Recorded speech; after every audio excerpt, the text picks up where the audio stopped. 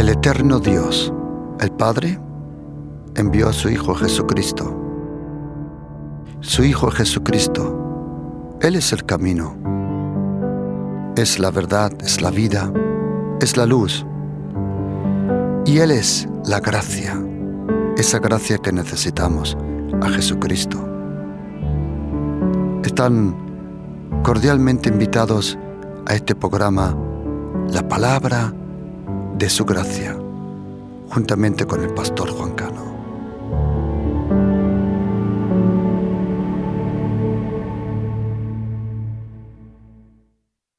En la novena, Jesús clamó a gran voz, diciendo: Eloí, Eloí, lama sabachthani, que traducido es: Dios mío, ¿por qué me has desamparado? Y algunos de los que estaban allí decían al oírlo: mirad, llama a Elías. Y corrió uno, empapando una esponja en vinagre y poniéndola en una caña, le dio a beber, diciendo: dejad, veamos si viene Elías a bajarle. Mas Jesús, dando una gran voz, expiró. Entonces el velo se rasgó en dos, de arriba abajo.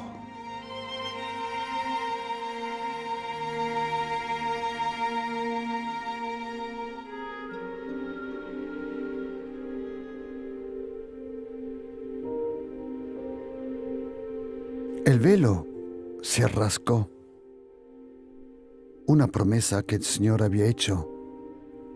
Una oración que el profeta Isaías había orado 700 años antes, diciendo en Isaías 64:1: oh, si rasgaras los cielos y descenderías. En el templo en Jerusalén, durante muchos años, estaba el testimonio que el verdadero, el único Dios, y solo existe un Dios. Es un Dios, el Padre, el Hijo y el Espíritu Santo. Es una substancia, son tres personas. La fe lo comprende. La fe no necesita lenguaje filosófico, humano para explicarlo. La fe es cuando tu espíritu capta lo que tu mente no comprende. Nosotros creemos en Dios el Padre, Dios el Hijo y Dios el Espíritu Santo. El Padre es una persona, el Hijo es una persona y el Espíritu Santo es una persona. Y allí en Jerusalén, y la razón del templo fue la razón de aquel tabernáculo que el Señor le dio orden a Moisés. Hoy en este día, queridos, os quiero invitar a acompañarme a este estudio bíblico. ¿Cómo se abren los cielos sobre nuestra vida? ¿Cómo podemos abrir los cielos para que la bendición del Señor se derrame sobre nuestra vida? Y uno de los puntos importantes que vamos a tocar es la importancia de los diezmos, las ofrendas, las primicias. Te invito que me des un poco de tiempo para explicarlo. Ya al principio quiero decirte que nadie te puede obligar a cualquier cosa, sea lo que sea. Todo lo que tiene que ver con Jesucristo tiene que ver con amor, obediencia y fe. Esas tres palabras: amor, obediencia y fe. Eso es lo que importa al fin y al cabo. Nadie te puede obligar a dar los diezmos. Nadie te puede obligar a ofrendar. Solo en una secta se obliga. Lo que yo puedo hacer como pastor o como maestro de la palabra de Dios es, yo puedo enseñar principios que yo mismo vivo. Porque lo que yo no vivo, no lo puedo enseñar, no lo puedo explicar. Hoy quiero invitarte a que me acompañes a este punto tan importante sobre nuestras vidas. ¿Cómo abrir los cielos con su bendición, con su impacto sobre nuestra vida? Como hemos leído, cuando Jesucristo murió a las puertas de Jerusalén, dice la Biblia que el velo se rascó de arriba abajo. Ahí Dios el Padre nos enseña que Él tomó la iniciativa. En Santiago capítulo 1, versículo 17 dice que todo lo bueno, todo buen regalo, dádiva, toda bendición viene de arriba. El velo se rascó de arriba. También dice la Biblia que la vestidura de Jesucristo era tejada de arriba abajo. Son detalles muy importantes. Uno es cristiano de arriba abajo. ¿Me explico? Lo primero que es renovado en tu vida es la mente. Y luego la mente impacta el corazón, los sentimientos, los hechos. El aceite cayó de arriba abajo. Como dice Salmo 133, el aceite cayó sobre la cabeza y la barba de Aarón, a la vestidura, y luego dice hasta el borde, hasta el final. Pero primero de arriba abajo. Toda iglesia que quiere renovarse de abajo para arriba, eso se llama rebelión.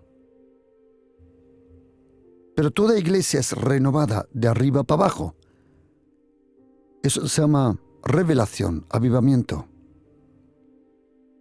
Y nosotros podemos aprender tanto de la palabra de Dios. En aquella noche,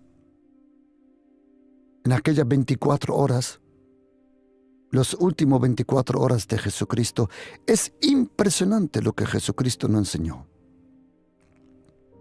Si tú lees los 4 evangelios, Mateo, Marcos, Lucas y Juan, vas a aprender que Jesucristo, Él cumplió 33 años y medio aproximadamente antes de ser crucificado y resucitar entre los muertos. Y cuando lees los 4 evangelios te das cuenta que, por ejemplo, que a partir de Mateo capítulo 21, a partir de Marcos capítulo 11, Lucas capítulo 18, Jesucristo entró a Jerusalén. Y los últimos capítulos de Mateo, Marcos y Lucas describen una semana en la vida de Jesucristo.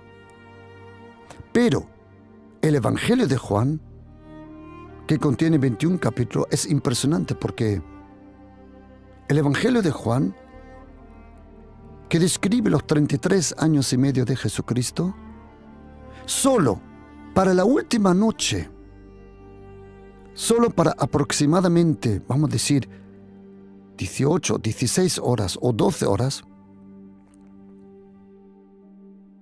se toma Juan 13, Juan 14, Juan 15, Juan 16 y Juan 17. Significa, si Jesucristo habló esas preciosas palabras, esas revelaciones sobre la Santa Cena, sobre el amor, sobre el servir, sobre el humillarse, sobre que Él es el camino, la verdad y la vida, que Él es la vid verdadera, sobre el Espíritu Santo, sobre el cumplimiento de las oraciones, sobre el Paracletos, sobre todo lo que encuentras entre Juan 13 y Juan 18. Si Jesucristo habló, en verdad eran 6 horas. Si Él habló tanto en 6 horas, ¿Qué habrá hablado en 33 años? O en 3 años, como dice el apóstol Juan. Ninguna persona es como Jesucristo, querido oyente. Jesucristo es la persona más impresionante, porque hay un detalle de suma importancia y es este. Todo ser humano nació, vivió, murió. Jesucristo también tomó semejante cosa, pero Él era preexistente. Él no fue creado. Él nació, vivió, murió, resucitó y regresará. Eso es la diferencia entre Jesucristo y todos nosotros. Jesucristo, Él es el Hijo de Dios. Jesucristo, Él es el Mesías. Jesucristo, en Él se concentra todo el micro y el macrocosmos. En Jesucristo se concentra toda la verdad, toda la luz, toda la vida. Cuando Él muere, el velo se rascó. ¿Qué velo? Había un velo en el templo de Jerusalén que lo encontramos también ya allí en el desierto con Moisés. Ese velo que separaba un lugar de intimidad donde había un arca, como un armario, un cajón, aproximadamente 1,50 m de largo. Por eso sabemos que la vara de Aarón no tenía más de 1,50 m, porque metieron la vara en dentro. Era un cajón con una tapadera, todo de madera, pero forrado con oro. La tapadera era puro oro, todo. Era llamado la tapadera de la gracia. Interesante. Abajo habían 2 placas, 2 piedras con 174 palabras, que nosotros conocemos como los 10 mandamientos. Los 10 mandamientos contienen 174 palabras. Y esas dos placas, junto con unos panes llamados maná, que Dios envió del cielo, una vara que había florecido, no en una noche, sino en un instante, una vara sin raíz, porque las raíces de esa vara son como nuestras raíces. Nuestras raíces están en el cielo, no en la tierra. El que tiene las raíces en el cielo florecerá como la palmera en la presencia, en la casa de Dios. Pero hay un problema. Ese arca que muchos de nosotros conocemos de la película de Steven Spielberg, Indiana Jones, donde buscaban ese arca. Y esa arca había desaparecido desde cientos de años. Y aún esos seguían todavía con su rito religioso. El arca era la única, o el único testimonio de la presencia del Señor. Y aún eso la gente iba al templo sin la presencia del Señor. Es tremendo. En el Antiguo Testamento, cuando Dios el Padre describe el tabernáculo de Moisés, leyendo un día cómo describe Moisés el tabernáculo, es interesante que cuando Moisés describió el tabernáculo, empezó del lugar santísimo hacia afuera. Empezó con el arca, con las barras que lo llevaban, con la cortina que lo tapaba, y luego llegaba al lugar santo, del Santísimo, el Santo, a donde estaba también el holocausto. Pero es interesante que cuando Salomón describe el templo,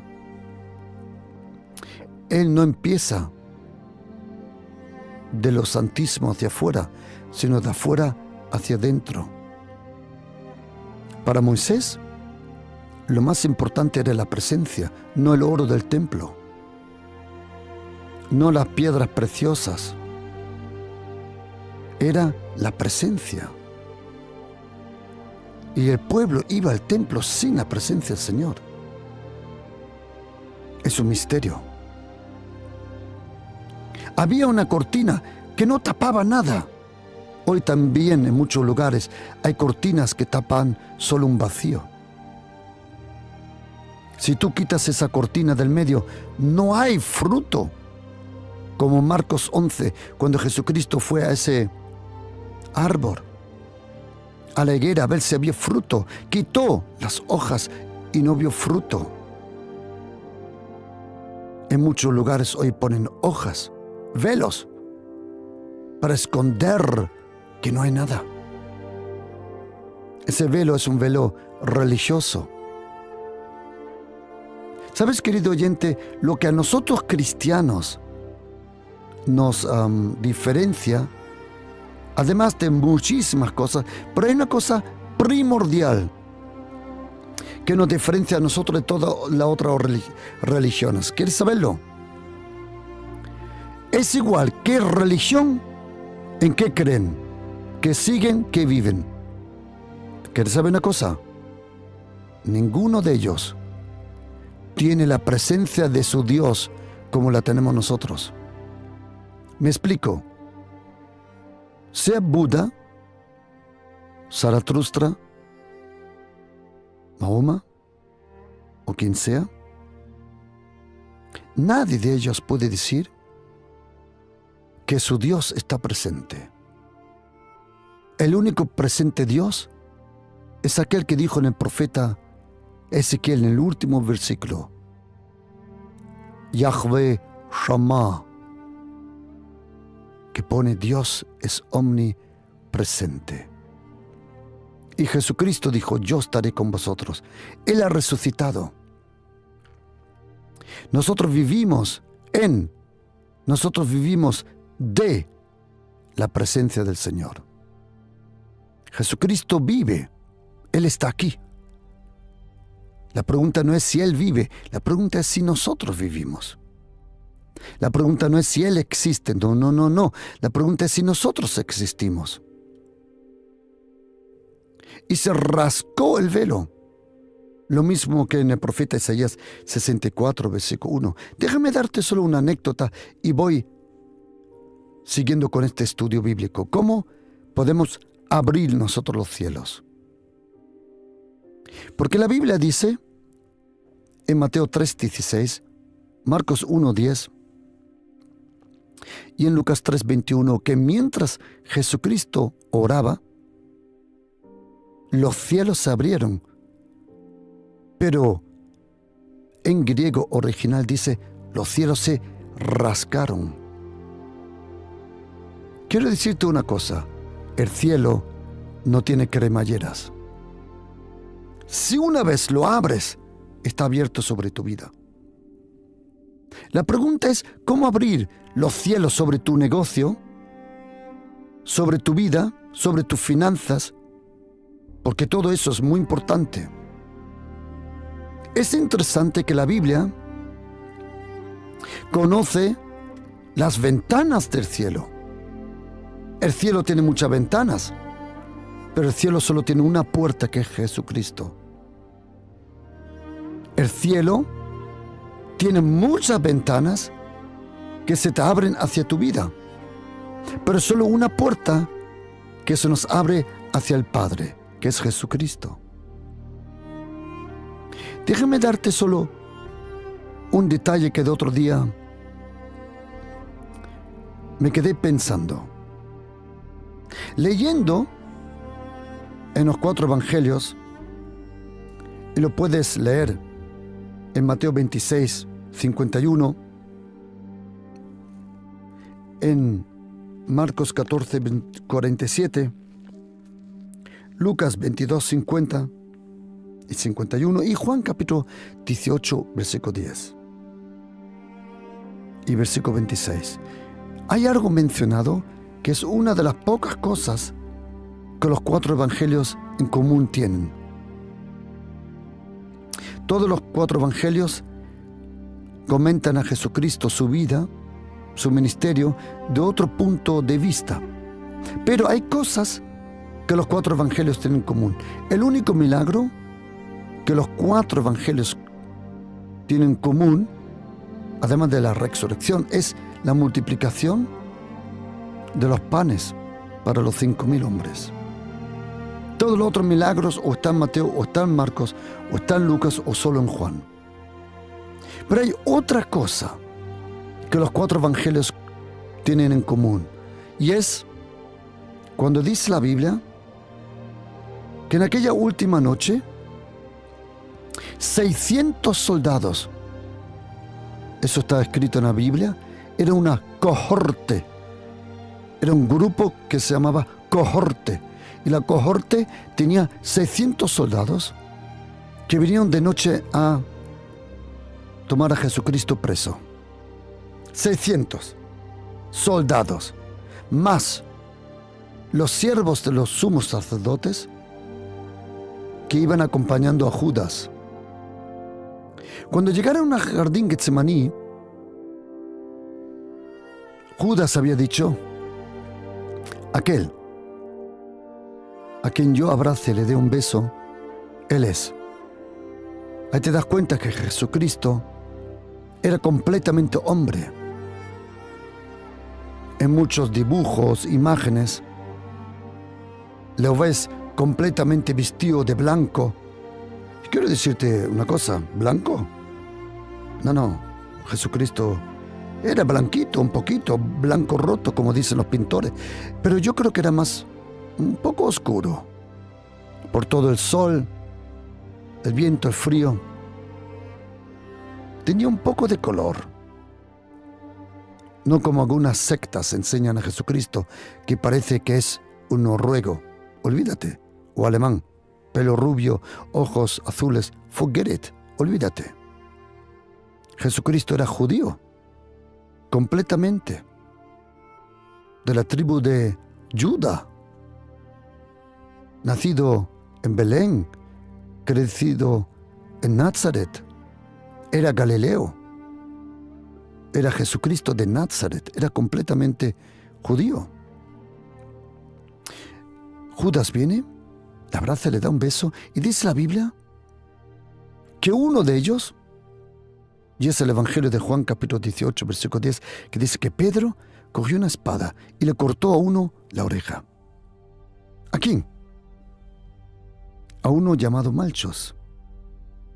Y ahora es interesante, hay 600 hombres presentes, o 620, o 640, no sé.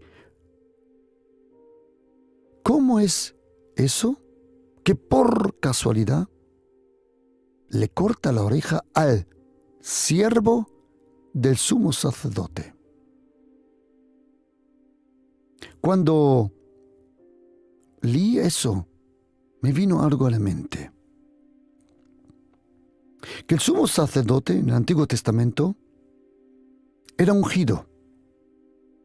Pero un lugar donde era ungido era el dedo gordo de la mano derecha y la oreja o óvulo, como le llaman. Y justo esa oreja cortó Pedro. Por eso algunos le dicen que era el primer torero que existía, porque Pedro cortó la primera oreja. Pero es interesante que la oreja de aquel que era sumo sacerdote, el siervo. A ver, ahora tenéis que saber una cosa. Que el último verdadero, legítimo sumo sacerdote del linaje de Aarón y Sadoc era Usías el tercero, que fue quitado de su puesto de sumo sacerdote en el 174 por Antiochos el cuarto. Y en su puesto entró su hermano Jasón en el año 174 hasta 171. A partir de ahí no había sumo sacerdote del linaje de Aarón o Sadoc hasta el año 40 a.C. Ahí se encontró a uno que era linaje de ellos. Pero un grupo religioso, para que ese hombre no fuera sumo sacerdote, ¿sabes lo que hicieron? Le cortaron las orejas. Porque Levítico 21:17 dice: ninguno de tus descendientes por sus generaciones tendrá algún defecto como sumo sacerdote. ¿Sabes cuando Pedro le cortó la oreja a Malchos, que era representante, vamos a decir, del sumo sacerdote Hananías y Caifás, que no eran del linaje de Aarón, sino que se compraban el puesto cada 2 años, cambiaba, porque pagaban dinero?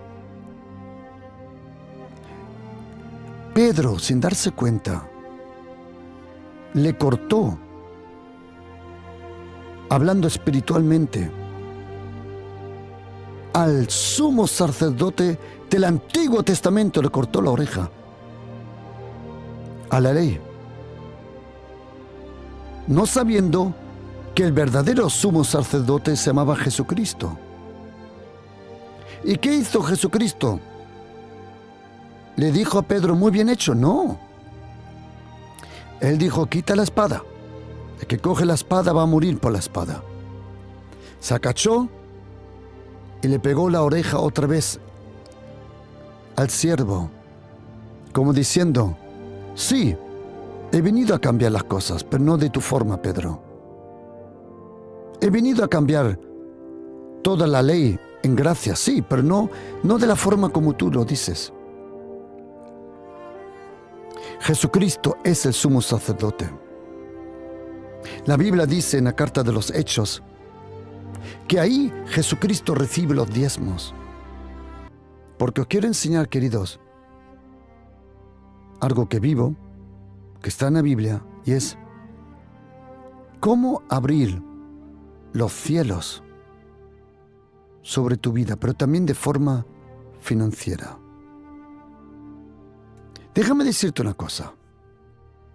Si alguien te dice que las finanzas no son importantes, no es verdad. Si las finanzas no fueran importantes, tú no vas 10, 12, 16 horas cada día a trabajar. Las finanzas sí son importantes. Pero el apóstol Pablo, él dijo que el amor al dinero, no el tener dinero, sino el amar al dinero, es la raíz de todo lo malo. El dinero no es malo, es el corazón nuestro. El dinero no corrompe el corazón, no. El dinero solo saca a la luz lo que hay escondido en el corazón. Lo que hay en el corazón con el dinero, con el poder que te dan, sale a la luz. El dinero tiene el don de revelar lo que hay en tu corazón. ¿No es el dinero el que te corrompe? Si haces algo corrompido con el dinero es porque tu corazón ya estaba corrompido. Y hay 3 cosas que abren los cielos sobre nuestra vida, también en las finanzas. ¿Sabes cuál es? La oración, la fe y la obediencia. Hay 3 cosas que pueden abrir los cielos para que los cielos se te abran. Como dice Mateo 3:16, Marcos 1:10 y Lucas 3:21. Y como dice Malaquías 3:10, y que los cielos se te abren y se derrame la bendición sobre tu vida en diversas formas. En salud, en paz, en todo. Ahora, atención. ¿Se pueden comprar los milagros? No. ¿Se pueden comprar las bendiciones del Señor? No. no lo hagas. Porque si no le caes muy mal al Señor, porque le estás tratando como una prostituta. Al Señor no lo puedes comprar. Olvídate. Pero hay algo que sí le conmueve, que es la fe. Como dice Hebreos 11, versículo 6, sin fe es imposible agradar a Dios. En el Nuevo Testamento hay un hombre llamado Cornelio, de un grupo de soldados que las muchas Biblias le llaman la italiana, pero no pone en griego, ahí el texto original pone la itálica. Y la itálica era una compañía que venía de lo que hoy es Sevilla, a 20 kilómetros de Sevilla. Hay un lugar, la itálica, se puede visitar. Son ruinas romanas y se puede visitar. En español dice que es la compañía llamada la italiana. No, es la itálica. Y allí estaba aquel lugar, la itálica. Probablemente Cornelio era sevillano. Ay, mi alma te alaba, Señor. Y dice, en Cesarea, al norte de Israel, había un hombre llamado Cornelio, centurión de la compañía llamada la itálica, piadoso y temoroso de Dios con toda su casa, y que hacía muchas limosnas al pueblo y oraba a Dios siempre. Él vio una visión clara como la hora novena. ¿Te acuerdas a qué hora se rascó el velo? ¿Te acuerdas a qué hora Pedro y Juan en Hechos 3 fueron a orar? Era la hora novena, que son las 3 de la tarde, entre las 3 y las 4. Y se le apareció un ángel, dijo, Cornelio. Él mirándole fijamente, atemorizado, dijo, ¿qué es, Señor? Y el ángel le dijo, atención, queridos, yo sé que hay muchas controversias. Yo sé que hay gente que ha robado dinero. Yo sé que hay gente que ha manipulado. Yo sé que hay gente que usa solo para sacar dinero. Lo sé y lo lamento de todo corazón. Pero eso no puede borrar ni quitar la verdad, que el que siembra cosecha.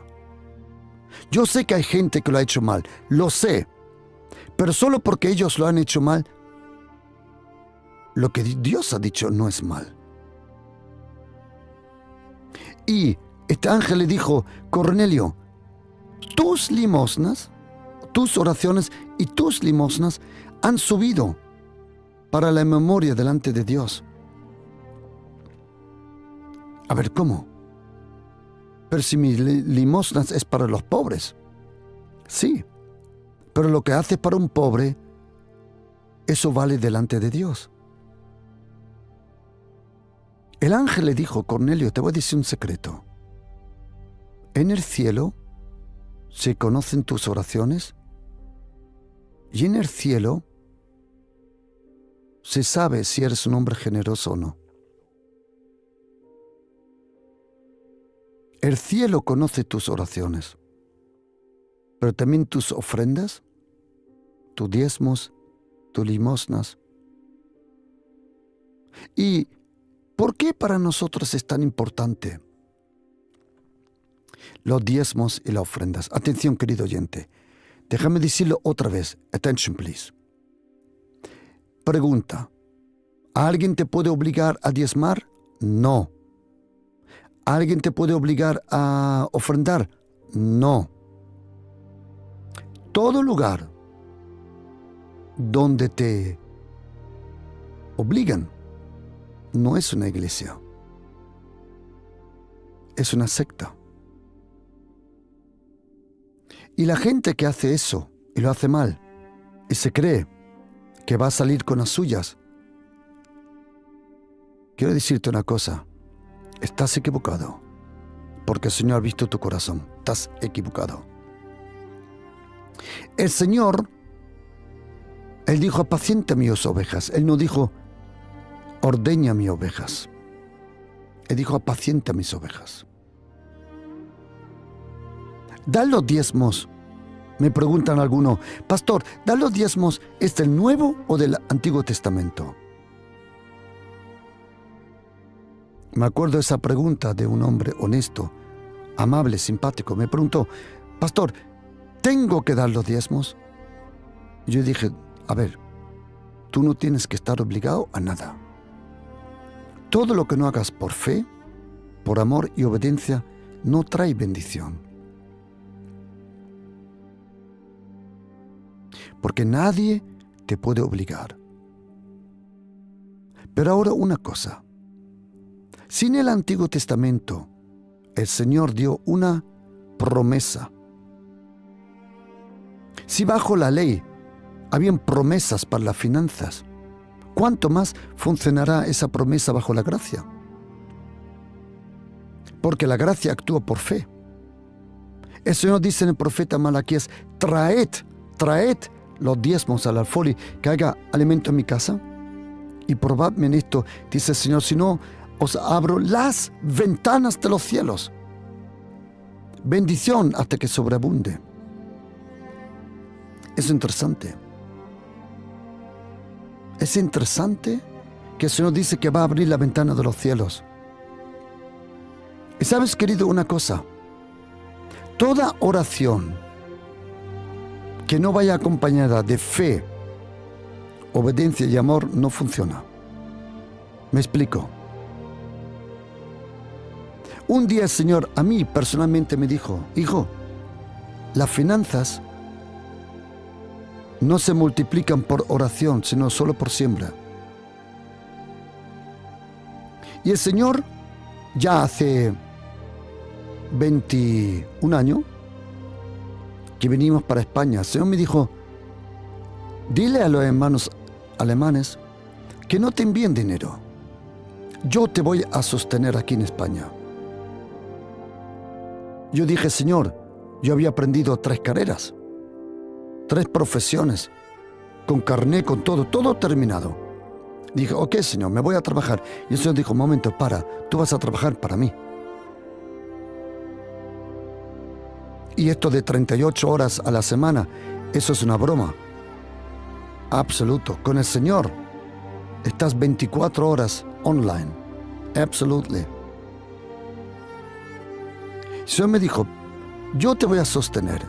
Y de todo lo que yo te doy, toma el diezmo, la ofrenda, y yo lo voy a multiplicar en tu vida. Todo lo que os estoy contando, queridos, es porque funciona. Y a ese hermano que me preguntó, pastor, el diezmo es del Antiguo o del Nuevo Testamento. Le dije, mira, no importa si es del Antiguo o del Nuevo Testamento. La única pregunta es si funciona. Si no funciona, lo dejamos. Pero si funciona, lo hacemos. La Biblia dice en Proverbios 11:25 que el hombre generoso prospera. El hombre generoso prospera. La prosperidad del Evangelio, o como algunos dicen, Evangelio de prosperidad, eso no existe, eso es estúpido. El Evangelio de la prosperidad es una estupidez, absolutely. Lo que sí existe es el Padre, el Hijo, el Espíritu Santo, el Evangelio de la gracia, el Evangelio del reino, el Evangelio de Jesucristo, que cuando uno lo hace bien, como tercera carta de Juan, capítulo 1, versículo 2 dice, que tu alma prospera y tu vida prospera. Prosperidad no es nada malo. Pero si tú buscas la prosperidad robando a otros, eso no es prosperidad. Eres un ladrón, un sinvergüenza, un cara dura, se dice de donde yo vengo. Tengo otras palabras en andaluz, pero no lo voy a decir. Si tú te quieres aprovechar de otros para vivir bien, eso no es prosperidad bíblica. Eso es, por decirte honestamente, un desgraciado. Absoluto. Tú, cuando diezmas lo das al Señor, Él te va a recompensar. ¿Cómo? Yo no lo sé. Pero Él hace milagros. Yo lo veo en mi vida. una y otra vez. No os podéis imaginar, queridos. Uno tiene que ser generoso. Pastor, ¿tengo que diezmar? No. Pastor, ¿estoy obligado a ofrendar? No. En el reino de Dios, con Jesucristo, no hay obligación. Ahora, pero si lo haces, y lo haces con buen corazón, recibes del cielo tu recompensa. Así es la cosa. ¿Funciona el diezmar? Sí. ¿Y el dar ofrendas? Por supuesto. Déjame darte la bendición de las finanzas. Atención. Otra vez, yo no te digo que tú tienes que hacerlo. No. Yo te estoy diciendo lo que yo estoy haciendo. Y oye, atención. Los diezmos protegen lo que tienes. Y yo reprenderé al devorador. La ofrenda multiplica lo que tienes. Lo que el hombre siembra, eso cosecha. La honra y las primicias protegen lo que todavía no tienes. Malaquías, Proverbios 3, 9 y 10. Honra al Señor con tus primicias, y tu lagares y tu casa se llenará con bendición. La limosna es para los pobres. Y hay una promesa que el que le da a los pobres, sus hijos y descendencia, no van a pasar hambre. Por eso existe los diezmos, las ofrendas, los votos.